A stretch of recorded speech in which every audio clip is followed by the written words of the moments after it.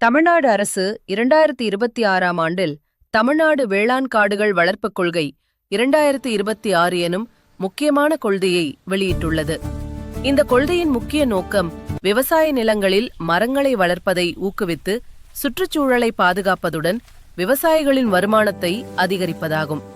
வேளாண் காடுகள் வளர்ப்பு என்பது விவசாய நிலங்களில் பயிர்களுடன் சேர்த்து மரங்களை வளர்ப்பதை குறிக்கிறது.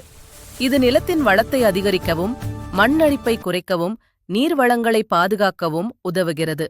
மேலும் இது உயிரின பல்வகைமையையும் பாதுகாக்கும் ஒரு நிலையான விவசாய முறையாக கருதப்படுகிறது. தமிழ்நாடு அரசு அறிமுகப்படுத்திய இந்த கொள்கை விவசாயிகளுக்கு பல்வேறு மரங்களை வளர்க்க ஊக்குவிப்பதுடன் அதற்கான தொழில்நுட்ப ஆதரவும் வழங்குகிறது. குறிப்பாக சந்தனம், தேக்கு, செம்மரக்கட்டை போன்ற வணிக மதிப்புள்ள மரங்களை வளர்ப்பதற்கான வாய்ப்புகளையும் இந்த கொள்கை உருவாக்குகிறது.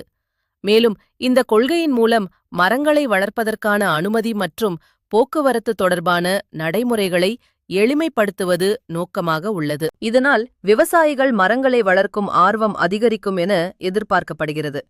இந்த முயற்சி தமிழ்நாட்டில் பசுமை பரப்பை அதிகரிக்கவும் காலநிலை மாற்றத்துக்கு எதிரான நடவடிக்கைகளுக்கு ஆதரவாகவும் செயல்படும். அதே சமயம் விவசாயிகளுக்கு கூடுதல் வருமான வாய்ப்புகளையும் உருவாக்கும். மேலும் இந்த கொள்கை விவசாய நிலங்களில் மரங்கள் வளர்ப்பதன் மூலம் நிலையான விவசாய முறையை ஊக்குவித்து சுற்றுச்சூழல் பாதுகாப்புக்கும் முக்கிய பங்காற்றும்.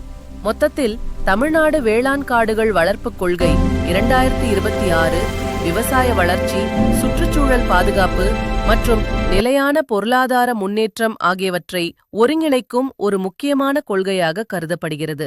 இது போன்ற தகவல்களை அறிய இணைந்திருங்கள் புதியுகத்துடன்.